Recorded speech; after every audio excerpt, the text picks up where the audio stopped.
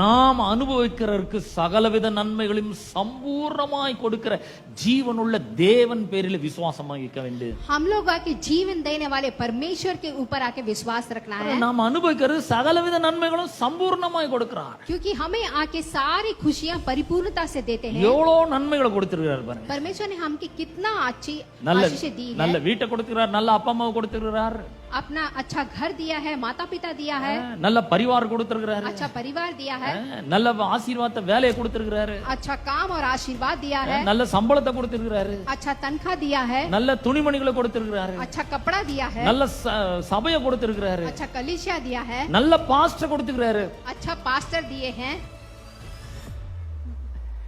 எல்லா நன்மையும் கொடுத்திருக்கிறார். सब लोग எவ்வளவு நன்மை, सब कुछ अच्छा ही दिया है சகல நன்மைகளும் சம்பூர்ணமாய் கொடுத்திருக்கிறார். और सारी अच्छाई परिपूर्णता से दिया है, எதுக்கு நாம் அனுபவிக்கிறதற்கு. क्योंकि हम लोग उसको आके खुशी उठाने के लिए. So enjoy, इसलिए मैं कहता हूँ आप लोग अनुभव कीजिए उन चीजों को, enjoy my goodness.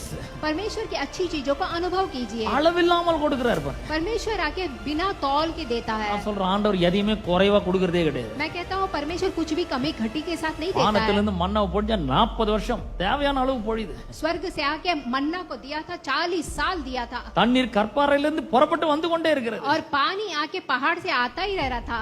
குடத்துல இருந்து எண்ணெய் ஊத்துனா அது பாட்டு வந்துட்டே இருக்கு. घड़े से तेल डाला तो तेल आता ही रह रहा था.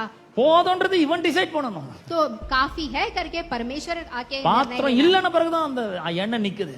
अब बर्तन नहीं है इसीलिए तेल रुका. அது வரைக்கும் கொடுத்துட்டே இருக்கிறாரு. उस समय तक परमेश्वर देते ही रहे.